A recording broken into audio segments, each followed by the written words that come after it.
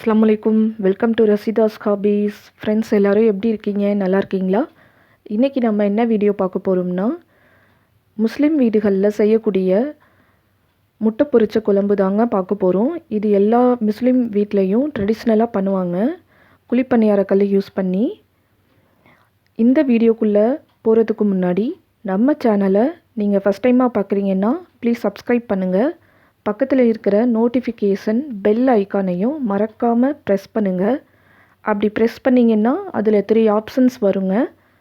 All பட்டனை அதில் press பண்ணுங்கள். அப்போ தான் நான் தொடர்ந்து போடக்கூடிய வீடியோஸ் எல்லாமே உங்களுக்கு நோட்டிஃபிகேஷன்ஸாக வந்து சேருங்க.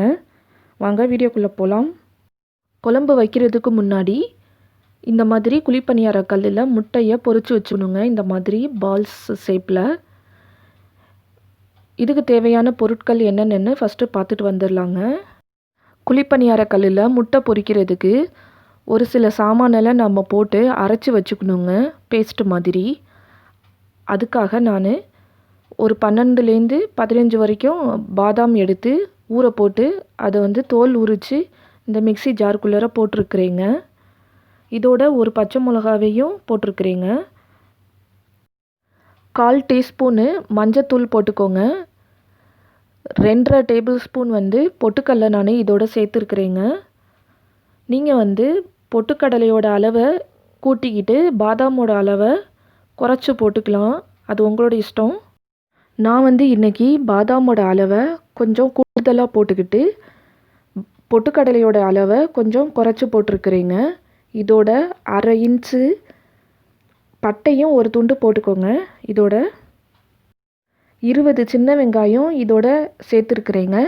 உங்களுக்கு பெரிய சைஸில் கொஞ்சம் சின்ன வெங்காயம் கிடைச்சா 15 சின்ன வெங்காயம் சேர்த்துக்கோங்க. இதோட தேவையான அளவு உப்பையும் இதுக்கு தகுந்த மாதிரி சேர்த்துக்கிட்டு அரைச்சிக்கோங்க ஃபைன் பேஸ்ட்டாக. தண்ணி சேர்க்காமல் அரைச்சிக்கோங்க. ஏன்னா சின்ன வெங்காயத்தில் உள்ள தண்ணியே இதுக்கு போதுங்க. என்கிட்ட மிக்ஸி ஜார் சின்னதாக இருக்கிறதுனால நான் தேங்காய் சேர்க்காமல் ஃபஸ்ட்டு இதை மட்டும் அரைச்சிக்க போகிறேங்க. சின்ன வெங்காயம், பாதாம், பொட்டுக்கடலை எல்லாம் போட்டு அரைச்சிட்டேங்க. நான் அரைச்ச பேஸ்ட்டை ஒரு பவுலுக்கு ட்ரான்ஸ்ஃபர் பண்ணிட்டேன். அதை வீடியோ எடிட்டிங்கில் அந்த கிளிப்பு மிஸ் ஆயிடுச்சு. இப்போது அதே மிக்ஸி ஜார்லேயே 1/2 மூடி தேங்காவை நல்லா இந்த மாதிரி குட்டி குட்டி பீசஸாக கட் பண்ணி தேவையான அளவு தண்ணியும் ஊற்றி அரைச்சிக்க போகிறேங்க. நல்லா ஃபைன் பேஸ்ட்டாக அரைச்சிக்கோங்க. அரைக்கிறப்போ நிறைய தண்ணி ஊற்றிடாதீங்க, கொஞ்சமாக தண்ணி ஊற்றி அரைச்சிக்கோங்க. அப்போ தான் நமக்கு முட்டை நல்லா கெட்டியாக வருங்க. இந்த பவுலில் இருக்கிறது என்னன்னாக்க, நான் ஃபஸ்ட்டு அரைச்சேன்ல சின்ன வெங்காயம், பாதாம், பொட்டுக்கடலை, பச்சை மிளகாலாம் போட்டு அந்த பேஸ்ட்டு தாங்க இதில் இருக்குது. இது கூடவே 2ஆவதாக அரைச்சோம்ல தேங்காய் மட்டும், அந்த தேங்காய் பேஸ்ட்டும் இதில் இருக்குதுங்க. இதோட 2 முட்டையும் சேர்த்துக்கோங்க. இப்போது இது எல்லாத்தையும் நல்லா ஒரு ஸ்பூனால் மிக்ஸ் பண்ணி விட்டுக்கோங்க ஃப்ரெண்ட்ஸ். பாருங்கள், இந்த கலவை எந்த பதத்தில் இருக்குதுன்னு. இந்த அளவுக்கு நல்லா திக்காக வச்சுக்கோங்க ஃப்ரெண்ட்ஸ். தண்ணியாக ஆக்கிடாதீங்க. தண்ணியாக ஆக்கினீங்கன்னா முட்டை நல்லா கெட்டியாக வராதுங்க, புசு புசுன்னு உப்பி இருக்காது. இந்த மாதிரி கெட்டியாக இருந்தால் தான் நல்லா உப்பி வரும். அடுப்பில் குழிப்பணியார கல்லை வச்சுக்கோங்க. கல் சூடானதும் ஒவ்வொரு குழியிலையும் 1/4வாசி அளவுக்கு எண்ணெய் ஊற்றிக்கோங்க. எண்ணெய் குக்கிங் ஆயில் தான் நான் ஊற்றிருக்கிறேங்க இன்றைக்கி. எண்ணெய் சூடாயிடுச்சுங்க. இந்த ஸ்டேஜில் நம்ம அரைச்சி வச்சுருக்கிற பேஸ்ட்டை ஒவ்வொரு குழியிலையும் நான் ஸ்பூனால் ஊற்றிக்கிறேங்க. எல்லா குழியிலையும் ஊற்றின பிறகு கொஞ்சம் நேரம் அது வேகட்டுங்க. அடிப்பக்கம் வேகிறதுக்கு ஒரு 5 மினிட்ஸ் ஆகும். 5 மினிட்ஸ் ஆன பிறகு பார்த்து பக்குவமாக திருப்பி விடுங்க. முட்டையோட அடிப்பக்கம் நல்லா வெந்துருச்சுங்க. இந்த ஸ்டேஜில் நான் இந்த ஸ்பூன் யூஸ் பண்ணி திருப்பி விட்டுக்கிறேங்க. உங்கள் வீட்டில் குழிப்பணியாரம் சுடுறதுக்குன்னு தனியாக ஒரு இரும்பு கம்பி வச்சுருப்பாங்க. அப்படி அது இருந்துச்சுன்னா அதை யூஸ் பண்ணி நீங்கள் திருப்பி விட்டுக்கோங்க. என்கிட்ட அந்த இரும்பு கம்பி இல்லை, அதனால நான் ஸ்பூன் யூஸ் பண்ணி திருப்பி விட்டுக்கிறேங்க. பிகினராக இருந்தீங்கன்னா கொஞ்சம் பார்த்து திருப்பி விடுங்க. நான் செய்கிற மாதிரி நீங்களும் எல்லா முட்டையையும் திருப்பி விட்டுக்கோங்க.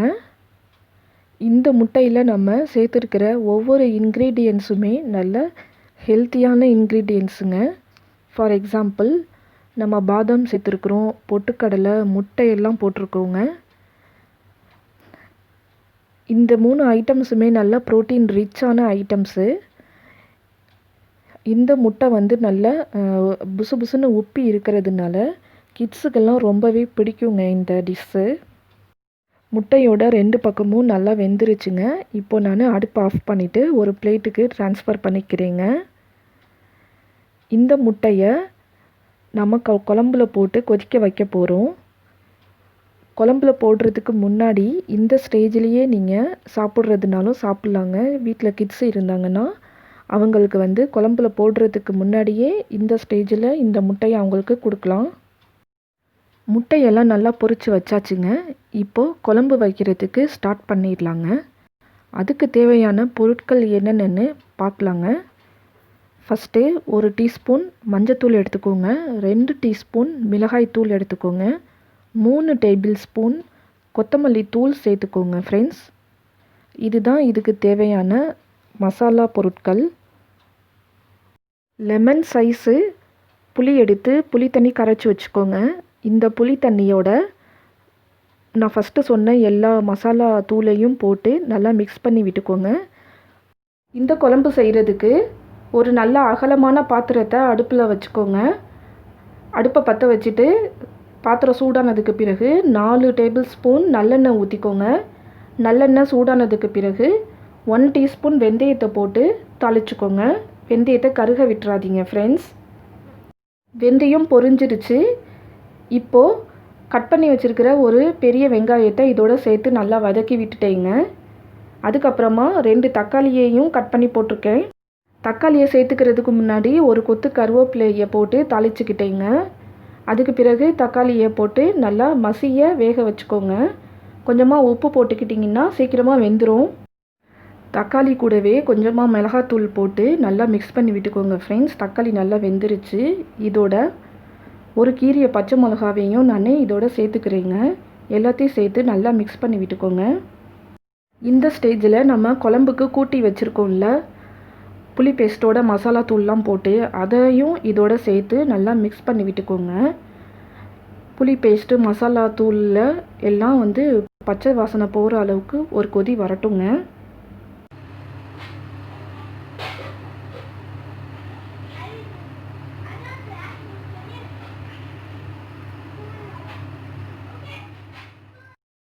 பச்சை வாசனை போய் ஒரு கொதி வந்துருச்சுங்க. இந்த ஸ்டேஜில் நான் பொரிச்சு வச்சுருக்கிற முட்டையை ஒன்று ஒன்றா இதில் சேர்த்துக்கிறேங்க. பாருங்கள், குழம்புல முட்டையை சேர்த்ததுக்கு பிறகு ஒரு 10 நிமிஷம் மூடி போட்டு நல்லா வேக விடுங்க ஃப்ரெண்ட்ஸ். ஏன்னா அப்போ தான் வந்து முட்டைக்குள்ளார புளி மசாலா எல்லாமே வந்து இறங்கும். அந்த டேஸ்ட்டு முட்டைக்குள்ளார வரும். நல்லா கொதி வந்துருச்சுங்க. இப்போது முட்டையில் உப்பு, புளி, காரம், மசாலா எல்லாம் நல்லா இறங்கி வந்திருக்கும். இப்போது குழம்புல தேங்காயை சேர்த்துக்க போகிறோம். அதுக்காக அரை மூடி தேங்காயை நான் திருவி நல்லா ஃபைன் பேஸ்ட்டாக அரைச்சி வச்சுருக்கிறேங்க. இதுக்கு முன்னாடியே நம்ம தேங்காயை அரைச்சி வச்சோம். அது வந்து முட்டை பொரிக்கிறதுக்காக அரை மூடி தேங்காவை அரைச்சோம். இது வந்து குழம்புக்காக அரை மூடி தேங்காய். இந்த ஸ்டேஜில் அரைச்சி வச்ச தேங்காய் பேஸ்ட்டை குழம்புல நான் சேர்த்து நல்லா மிக்ஸ் பண்ணி விட்டுக்கோங்க. தேங்காய் சேர்த்ததுக்கு பிறகு ஒரு டம்ளர் தண்ணி மாதிரி உங்களுக்கு எவ்வளோ தேவைப்படுதோ அந்த அளவுக்கு தண்ணியை ஊற்றி நல்லா மிக்ஸ் பண்ணி விட்டுக்கோங்க. இது கூட கொத்தமல்லி தழையும் கொஞ்சமாக கட் பண்ணி போட்டிருக்கேன். தேங்காய் சேர்த்துக்கிட்ட பிறகு நல்லா கொதி வந்துடுச்சு பாருங்கள். குழம்பு வந்து ஆல்மோஸ்ட் ரெடி ஆயிடுச்சு. இந்த ஸ்டேஜில் நான் அடுப்பை ஆஃப் பண்ணிக்க போகிறேங்க. ஒரு சர்விங் பவுலுக்கு நான் இந்த குழம்பை வந்து ட்ரான்ஸ்ஃபர் பண்ணிக்க போகிறேங்க. அவ்வளோதான், ரெடி ஆயிடுச்சு ஃப்ரெண்ட்ஸ். முஸ்லீம் வீடுகளில் ட்ரெடிஷ்னலாக செய்யக்கூடிய முட்டை பொரிச்ச குழம்பு ரெடி ஆயிடுச்சுங்க. இதை நீங்கள் எல்லோரும் கண்டிப்பாக செஞ்சு பார்த்துட்டு எப்படி வந்துச்சுன்னு என் கூட கமெண்ட்டில் ஷேர் பண்ணிக்கோங்க ஃப்ரெண்ட்ஸ். இந்த குழம்பு வந்து நம்ம சூடான ஒயிட் ரைஸ் கூட லஞ்சுக்கு வச்சு சாப்பிட்டா ரொம்பவே ருசியாக இருக்குங்க. அது மட்டும் இல்லாமல் இதை இட்லி தோசைக்கும் இந்த குழம்பை ஊற்றி சாப்பிட்லாம். தோசைக்கு இது ரொம்பவே நல்லாயிருக்கும் இந்த குழம்பு. நீங்கள் எல்லோரும் ட்ரை பண்ணி பாருங்கள். இந்த வீடியோ உங்களுக்கு பிடிச்சிருந்தா ப்ளீஸ் சப்ஸ்கிரைப் பண்ணுங்கள். அது மட்டும் இல்லாமல் உங்கள் ஃப்ரெண்ட்ஸ் அண்ட் ஃபேமிலி சர்க்கிள் கூட ஷேர் பண்ணி எனக்கு சப்போர்ட் பண்ணுங்கள் ஃப்ரெண்ட்ஸ். இவ்வளோ நேரமாக பொறுமையாக இந்த வீடியோவை பார்த்ததுக்காக தேங்க்ஸ் ஃபார் வாட்சிங்.